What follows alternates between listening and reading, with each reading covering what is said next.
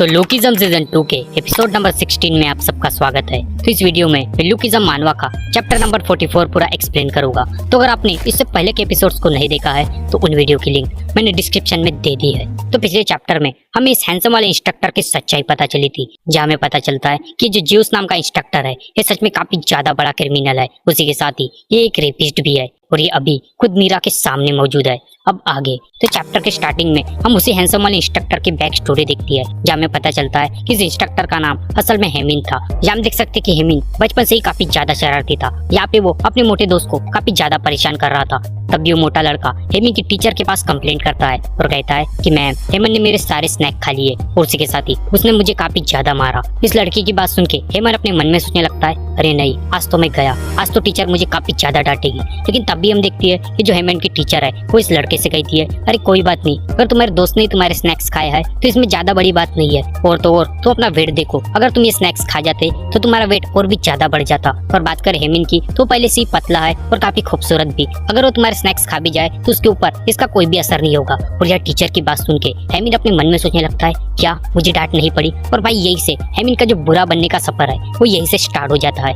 उसके बाद हम देखती है कि हेमन की हरकतें दिन प्रतिदिन काफी ज्यादा घिनौनी होती जाती है। वो काफी सारे लड़कियों के साथ काफी बुरी हरकतें करने लगता है, लेकिन उसकी एज काफी कम होने के कारण वो सारी लड़कियां हेमन की हरकतों को एकदम इग्नोर मार देती है। फिर एक दिन हम ऐसे ही हेमन को देखती है, जब वो अभी थोड़ा बड़ा भी हो गया था। तभी हेमन के सामने उसकी 3 सीनियर आ जाती है। तभी हेमन उन 3 लड़कियों में से एक लड़की को देखता है और अपने मन में कहता है, अरे ये तो वुजिन है, मेरी सीनियर। तभी वो 3 लड़कियों में से जो वुजिन नाम की लड़की है वो यह हेमन से कहती है, हम सब वेकेशंस के लिए जा रही है, क्या तुम हमारे साथ चलोगे। उसके बाद एकदम से सीन शिफ्ट हो जाता है और यहाँ पे हम उस वुजिन नाम की लड़की और हेमन को देखती है, जो दोनों या बिस्तर पर लेटे हुए थे। तभी हेमिन उस वुजिन नाम की लड़की से कहता है, हे वुजिन, मैं तुम्हें काफी ज्यादा पसंद करता हूँ, लेकिन तुम तो ऐजान को डेट कर रही हो ना। तभी वो वुजिन नाम की लड़की कहती है, अरे कम ऑन, मैं उसे अभी ब्रेकअप कर लूंगी और अभी हम पहली बार मिले हैं, इसलिए आज के लिए तुम सिर्फ मेरे हो। लेकिन भाई जो हेमिन ने इसे प्यार की बात की थी वो बस हेमिन का दोगलापन था, क्योंकि हेमिन तो अपने मन में कुछ और ही सोच रहा था। या हेमिन को वुजिन से कोई प्यार व्यार नहीं था, उसके मन में तो वुजिन के लिए सिर्फ हवस भरी थी, जो हमें इसके चेहरे पर साफ तरीके से नजर आ रही है। तभी हेमिन काफी हवस भरी नजरों से या वुजिन की बातों का जवाब देता है और कहता है, वो इसके बारे में तो मैं सोच के बताऊंगा। तभी जो वुजिन नाम की लड़की है वो यह हेमन से कहती है, हेमन तुम जो कहोगे मैं सिर्फ वही करूंगी। और तभी हेमन काफी अजीब नजरों से अपने मन में सोचने लगता है, मैं चाहता हूँ कि सारी लड़कियां सिर्फ मुझे ही पसंद करे। उसके बाद सीन शिफ्ट हो जाता है और स्टोरी प्रेजेंट में आ जाती है, जहाँ हम देखते कि हेमिन मतलब वही हमारा हैंडसम वाला इंस्ट्रक्टर या मीरा के सामने खड़ा हो जाता है और मीरा से कहता है, मैं जानता हूँ तुम मुझे पसंद करती हो, लेकिन क्या तुम भी मुझे कहीं छोड़ के तो नहीं चली जाओगी। तभी हेमन मीरा से ये भी कहता है कि आजकल की जॉब पाने में काफी ज्यादा तकलीफ होती है, क्योंकि हमें इस टाइम पे जॉब पाने के लिए अपना काफी अच्छा पास रखना पड़ता है। लेकिन वो तो अच्छा हुआ कि मैंने अपने भाई का या आइडेंटिटी कार्ड चुरा लिया था, लेकिन अब मुझे यहाँ से जाना पड़ेगा। मैंने यहाँ पे कई सारी लड़कियों के साथ काफी ज्यादा मजे किए, लेकिन सिर्फ तुम्हारे कारण, क्योंकि तुमने मेरे साथ फ्लर्ट किया, सिर्फ तुम्हारे कारण मुझे यहाँ से जाना पड़ेगा। तब भी जो हेमिन है वो अब धीरे धीरे अपने पैंट को उतारने लगता है और यह अंडरवेयर में मीरा के सामने खड़ा हो जाता है। मीरा हेमन को देख काफी ज्यादा घबरा जाती है और अपने मन में कहती है, ये इंसान तो सच में काफी ज्यादा खतरनाक है। तब भी जो हमारा मोटा वाला इंस्ट्रक्टर है वो इन सबकी बातें सुन ही रहा होता है। वो अभी धीरे धीरे होश में आने लगता है और एकदम से हेमिन के ऊपर अटैक करने आगे बढ़ता है, लेकिन हेमिन उसे आते हुए देख लेता है और अपने पैरों से उस मोटे वाले इंस्ट्रक्टर को गिरा देता है। हेमिन यही तक नहीं रुकता, वो उस मोटे वाले इंस्ट्रक्टर के मुंह पे काफी जोरों से अपना एक घुटना मारता है और कहता है, तुम बेवकूफ, तुम्हें क्या लगा कि तुम सच में मेरे सीनियर हो। यह हेमिन को ऐसा करते देख मीरा काफी ज्यादा घबरा जाती है और जोर जोर से चिल्लाने लगती है। तभी हेमिन मीरा की तरफ देखता है और कहता है, चिल्लाने का कोई भी फायदा नहीं। हम देखते कि मोटे वाले इंस्ट्रक्टर की हालत सच में काफी ज्यादा बुरी हो गई थी। हम देखते कि यहाँ पे कुछ उसके दांत भी टूट गए थे और उसका चेहरा पूरा खून से लबालब भरा हुआ था। तब भी जो हेमिन है वो अपनी जीभ बाहर निकालते हुए मीरा की ओर आगे बढ़ता है और मीरा से कहता है, चलो हम फिर से स्टार्ट करते हैं, क्योंकि मेरे पास अभी ज्यादा समय नहीं बचा है। लेकिन तब भी हम देखती है कि जो मोटा वाला इंस्ट्रक्टर है वो अपने गले में लगी हुई सीटी को जोर जोर से बजाने लगता है। हेमन को ये बात पसंद नहीं आती। हेमन उसके पास जाता है और उसकी ही सीटी उसके मुंह में ठोस देता है और अपने पंच से उसके ऊपर अटैक करने आगे बढ़ता है और कहता है, चलो आज देख ही लेती है या ये सीटी ज्यादा मजबूत है या फिर तुम्हारे दांत। हम देखते कि यह हेमिन इस मोटे वाले इंस्ट्रक्टर की काफी ज्यादा बुरी हालत कर देता है, जहाँ पे हेमिन इस मोटे वाले इंस्ट्रक्टर का चेहरे का पूरा नक्शा ही बदल देता है।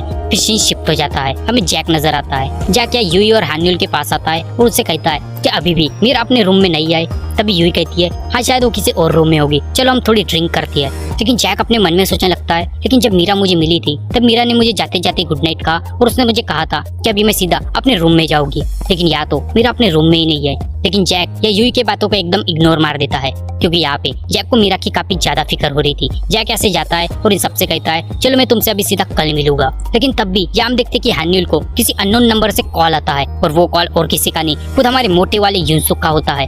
यहाँ हमारा युनसुक हान्युल से कहता है कि हान्युल मैं युनसुक बोल रहा हूँ, वो भी स्टोर से। या मोटे वाले युनसुक की आवाज सुन के हान्युल युनसुक से कहती है हे आखिर तुम्हें मेरा नंबर कैसे मिला। तभी युनसुक कहता है मुझे वो डैनियल ने दिया था, लेकिन हान्युल क्या तुम मेरी एक मदद कर सकती हो, क्या तुम डैनियल को उठा सकती हो क्योंकि मुझे उससे एक अर्जेंट काम है। तभी हान्युल ये डैनियल को उठा देती है। ये डैनियल जैसे अपनी आंख खुलता है तभी हान्युल उसे बताती है कि मुझे तुम्हें उठाने के लिए उस मोटे वाले युनसुक ने कहा था क्योंकि उसने मुझे कहा था कि उसे तुमसे कोई अर्जेंट काम है। यह डैनियल हान्युल की बात सुन के कहता है वो अच्छा तुम्हारा थैंक यू। फिर यह डैनियल अपने मन में सोचने लगता है कि मैं स्टोर से इस मामले को रिपोर्ट नहीं कर सकता था, इसलिए मेरा यहाँ पे होना काफी ज्यादा जरूरी था, लेकिन मैं अभी इस मामले को काफी आराम से रिपोर्ट कर सकता हूँ। लेकिन हम देखते कि हान्युल वो अभी भी अपने मन में सोच रही होती है आखिर डैनियल ने उस मोटे को मेरा नंबर आखिर क्यों दिया, कहीं वो मोटा मुझे पसंद तो करने नहीं लगा है। लेकिन एक और बात, आखिर डैनियल ने उसे मेरा नंबर क्यों दिया, कहीं डैनियल मुझे नापसंद तो नहीं करता। हम देखते हैं डैनियल पुलिस को कॉल करता है और ज़्यूस की पूरी सच्चाई पुलिस वालों को बता देता है। तब ये पुलिस वाले डैनियल से कहती है कि तुम सब पहाड़ों के तरफ होने के कारण हमें वहाँ तक पहुँचने थोड़ी देर हो सकती है, लेकिन तुम हमारा फोन उठाने के लिए रेडी रहना। तभी डैनियल जब पुलिस वालों को हाँ करता है और एकदम रिलैक्स होके अपने मन में सोचने लगता है चलो अच्छा है मैंने पुलिस को भी रिपोर्ट कर दी, अब मुझे बस पुलिस वालों के कॉल का वेट करना है। तो भाई लोग अभी कुछ लोग सोच रहे होंगे तो आखिर डैनियल मीरा की मदद करने क्यों नहीं जा रहा। तो भाई डैनियल को कुछ पता ही नहीं है मीरा आखिर किस हालत में है। अगर भाई ये डैनियल को पता होता कि ज़्यूस ने मीरा को पकड़ लिया है तो डैनियल पहले ही सीधा मीरा की मदद करने जाता, लेकिन ये डैनियल को कुछ पता ही नहीं है, इसलिए डैनियल ये पुलिस वालों के कॉल का वेट कर रहा है। लेकिन जैक ये पुलिस वाले और डैनियल की बातें सुन लेता है और एकदम गुस्से में वो मीरा को ढूंढने निकल जाता है। ये जैक को ऐसा करते देख डैनियल भी एकदम सोच में पड़ जाता है। तभी वो हान्युल आ जाती है। तभी हान्युल या जैक से कहती है कि मीरा ने तुम्हारे कुछ पैसे ले लिए है जो तुम मीरा के पीछे इतना ज्यादा पड़े हो। यह डैनियल हान्युल से पूछता है आखिर बात क्या है। तभी हान्युल या डैनियल से कहती है कि जैक बता रहा था कि उसने कई टाइम से मीरा को देखा नहीं है। उसके बाद सीन शिफ्ट हो जाता है और फिर उसके बाद हम हमारे मोटे वाले इंस्ट्रक्टर को देखती है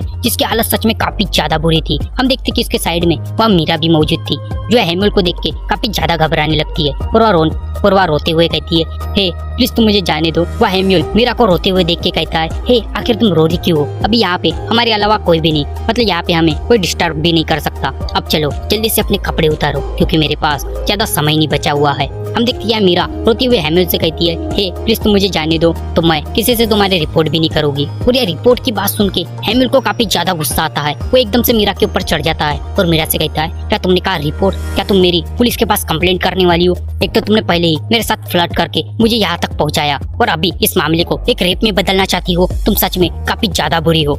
उसके बाद हम देखते हैं कि हेम्यूल मीरा की ओर काफी जोर से पंच मारता है जिससे मीरा की हालत सच में काफी ज्यादा बुरी हो जाती है। लेकिन तब भी ये साइको अपने भावनाओं को चेंज कर लेता है और मीरा से एकदम प्यार से सॉरी कहता है, जिससे हम समझ ही सकती है ये कितना बड़ा साइको है। हम देखते कि साइको का पंच खाने के बाद मीरा एकदम से बेहोश हो जाती है और ये साइको मीरा को प्यार भरी आवाज से उठाने लगता है। लेकिन मीरा कुछ टाइम बाद यह जाग जाती है। तभी ये साइको मीरा से कहता है वो तुम तो काफी जल्दी जाग गई। फिर जो ये साइको है वो धीरे धीरे मीरा के जीन्स को खोलने लगता है और मीरा से कहता है बहुत बढ़िया, तुम ऐसे ही रहो, इससे मुझे और भी आसानी होगी। लेकिन तब भी हम देखते हैं इस साइको को पीछे से कुछ आवाज आती है। ये साइको पीछे पलट के दिखता है जहाँ हम देखते हैं कि वेयर हाउस के डोर पे कुछ जैक खड़ा होता है और जब जैक मीरा को इस हालत में दिखता है तब जैक को काफी ज्यादा गुस्सा आता है और इसी के साथ ये चैप्टर और ये एपिसोड ही एंड हो जाता है।